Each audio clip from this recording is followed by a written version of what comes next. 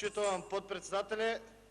Госпожо Казанджийска, във вашата контрреплика вземавте огромен дел от моята реплика, бидейки и аз доаѓам пак от град, къде што градоначалникот исто така визионер и најуспешен подпредседател на вашата партија формираше исто такви стручни комисии. Например, кај мене дојде вашата активистка од моето избирачко место, не е честно да го кажем името и презимето, вработена Патем, како педагог во основното училиште Маршал Тито Струмица.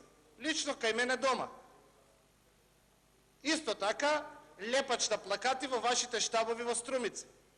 Ако сакаш, ќе ви го кажем името и презимето, па проверете си во Струмица, не е често спрема девојката. Па сега таа многу честната вашиот визионер Зоран Заев во 2010 година пратил толку такби кај мене. И ако јас до 2010 година за мојата семејна куќа плаќав 900 денари данок на имот, после доаѓањето на педагогот, испратено од вашиот визионер Зоран Заев, плаќам 1700 денари. Меѓутоа, ниту Зоран Алексов, ниту Зоран Заев не се криви. Тоа беше методологија која што беше за цела држава и која што ја спроведува сите општини.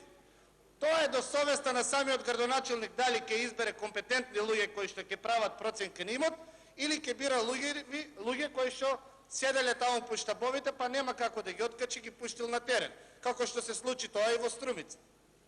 Не велам дека тоа не се случило и во Штип, затоа што не знам, ама сакам да ви кажам дека причината поради која дојде до ова е токму тоа, што немаше закон според кој требаше да се формираат вакви стручни комисии. Од друга страна пак општините, ниту една во Македонија, немаше толков капацитет на луѓе вработени во самата општинска администрација со кои што ќе правеше стручни комисии кои што ќе излезат на терен. И таа методологија важеше за сите општини без разлика од која партија е градоначалник. И затоа зборувам во стилот во кој што вие зборувате. Иако кажувам дека и двајцата не се криви. Таа е методологија која што се спроведуваше низ сите општини, без разлика дали градоначалникот во Струмица бил од СДС, во Штип бил во ВМРО од ДПМН, во Тетово од ДПА или не знам од која друга партија. И не е фер да ги спомнувате овде луѓето и да си правите политички маркетинг на сметка на работи кои што не се и тие виновни.